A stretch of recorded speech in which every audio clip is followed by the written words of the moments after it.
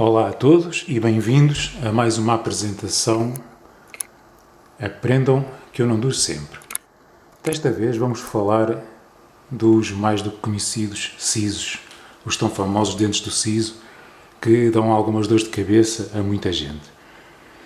E aqui convém saber que, sendo verdade que eles normalmente nascem a partir dos 18 anos, ou mais cedo ou mais tarde, conforme os casos, há situações em que simplesmente têm muita dificuldade em romper ou nem sequer chegam a nascer.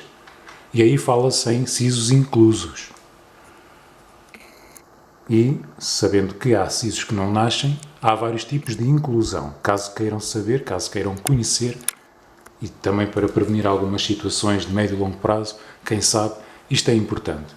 Então temos, a começar ali do lado esquerdo em cima, a inclusão tipo 1 é aquela em que o dente, embora esteja direito, isto é, está na sua posição vertical normal, por um motivo ou por outro, ou por falta de espaço ou outras situações, também de caráter fisiológico e anatómico, podem não chegar a nascer ou a nascer só parcialmente, o que causa transtornos inflamatórios a nível da gengiva, a retenção de alimentos difíceis de higienizar, etc. A inclusão tipo 2 é aquela, relativamente comum até, em que o dente está ligeiramente inclinado para a frente. E então começa, por assim dizer, a empancar no dente vizinho e tem mais dificuldade em romper ou pura e simplesmente não chega a romper. Fica ou meio aprisionado ou totalmente por baixo da massa gengival e, em alguns casos, até no interior da massa óssea. A inclusão tipo 3 é mais complexa. É aquela em que o dente, em vez de se inclinar para a frente, tem tendência a inclinar para trás, ou seja, como se quisesse nascer para uma posição ainda mais posterior do que aquela que seria o normal. É uma inclusão complexa que muitas vezes obriga à extração do dente, em cirurgias também elas mais complexas. E finalmente, a inclusão tipo 4, que é aquela em que o dente está inclinado para a frente, mas totalmente inclinado para a frente, se necessário, tão deitado como se vê nesta imagem. Bom, neste caso é pouco expectável que o dente venha a romper, porque simplesmente está bloqueado contra ou a coroa ou as raízes mesmo, num sítio mais profundo, contra as raízes do dente que o antecede. Portanto, neste caso, nunca irá aparecer à superfície.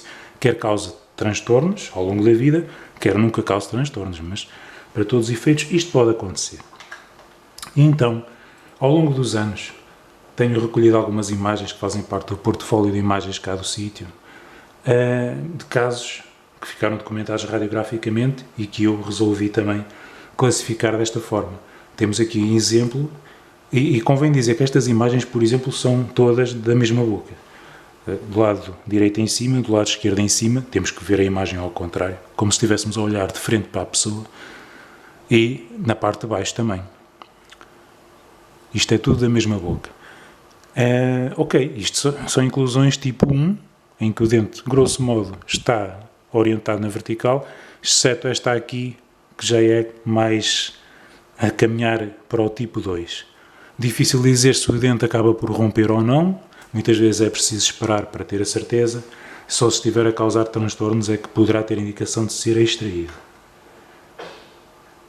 Outro caso de inclusão tipo 1, mais uma vez, o dente está ali ao cantinho, mas orientado na vertical, aqui também, parece bem orientado na vertical. Deste lado em baixo chegou a nascer, está aqui ao canto da imagem, mas completamente fora da gengiva já, numa posição normal, e aquele ali a caminho vem.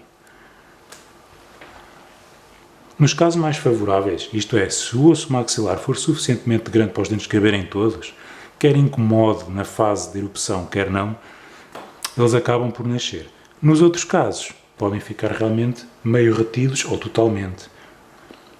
Aqui já temos um outro caso clínico para tipo 2, na arcada inferior.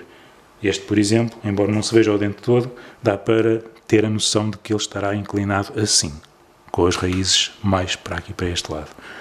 E aquele, não tanto, mas também. Eu não estou a mostrar todos os casos clínicos, já saltámos do número 3 para o número 5, por exemplo, para não vos dar seca, mas temos aqui um exemplo de um tipo 3.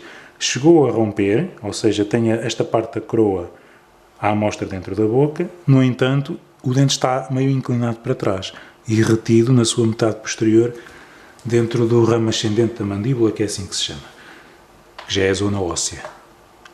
Aqui outro caso, que eu resolvi chamar de autocorreção.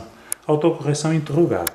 Mas para todos os efeitos a natureza às vezes tenta desenrascar-se, passa a expressão, mas neste caso é o que acontece. Devido à perda de um dente nesta posição, um segundo molar inclinou para a frente, não é o ideal, mas tudo bem. Este espaço reduziu por inclinação do segundo molar e este siso, que teria dificuldade em nascer ou iria ficar, quem sabe, até retido, vai ter espaço para nascer mais atrás. É uma situação muito comum também. Portanto, neste caso acaba por não haver dente incluso. Outro ainda, que será de tipo 4. Uma inclusão tipo 4 com o dente inclinado já quase na horizontal. Com a agravante, não liguem isto aqui, que foi um dente que se partiu todo, só lá estão as raízes, têm que ser extraídas, mas com a agravante de que pela posição do siso, este dente, que inclusivamente até já tinha sido tratado no passado, desenvolveu uma brutal de uma cárie na parte de trás. Portanto, deteriorou-se devido à retenção de alimentos de uma forma mais ou menos crónica durante muito tempo. Ok, e cá temos uma imagem, esta sim, característica de uma inclusão tipo 4. Um dente totalmente inclinado para a frente e empancado, por assim dizer, contra o segundo molar. Portanto, este siso manifestamente não irá nascer. Quer venha a desenvolver problemas inflamatórios recorrentes ou até infecções por retenção de placa bacteriana e micróbios, quer não, mas é uma situação pouco desejável e que muitas vezes acaba por ter que avançar para a extração. E só mais um, acho que este é o último também, para mostrar outro caso tipo 4. Tal e qual, um dente enorme, aliás é curioso, os sisos muitas vezes são mais pequenos do que o segundo molar, neste caso é o oposto. Temos aqui um segundo molar com um tamanho perfeitamente padrão, que por sinal está a desenvolver ali uma cárie aparatosa naquela parede e dá a ideia que o vizinho também. Isto aqui branco é a restauração e pronto, e temos aqui um tamanhão enorme, um siso completamente inclinado para a frente. Quando muito pode estar ali ligeiramente revestido por gengiva em cima, mas manifestamente não tem capacidade para erupcionar. Nestes casos é normal que haja transtorno, é normal que haja sensações de desconforto, porque estes dentes nesta posição e até idades por vezes acima dos 20 anos têm tendência a fazer força para a frente e portanto a provocar algum transtorno.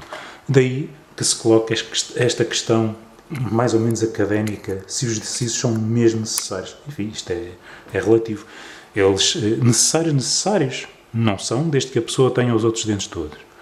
Se causam transtorno ou não, depende do padrão de crescimento de cada um, que é como quem diz, o tamanho do osso maxilar a partir de uma certa idade, e deles terem espaço ou não terem espaço para nascer, e também da informação genética que diz logo à partida se ele vai estar bem posicionado, numa posição favorável a nascer, ou numa posição inconveniente. E aí ninguém consegue mandar nisso. Talvez o criador, se é que ele sabia o que é que estava a fazer. Pronto, de qualquer das formas, deixo-vos algumas reflexões. Nem todos os sisos têm que ser extraídos obrigatoriamente, é lógico. Se estiverem bem posicionados na arcada, é um dente tão válido como outro qualquer, desde que seja bem escovado. Convém chegar, de facto, com a escova o mais atrás possível e higienizar bem. E pronto, caso a caso, que é mesmo assim. Vá, por esta me fico, despeço-me até uma próxima oportunidade. Fiquem bem.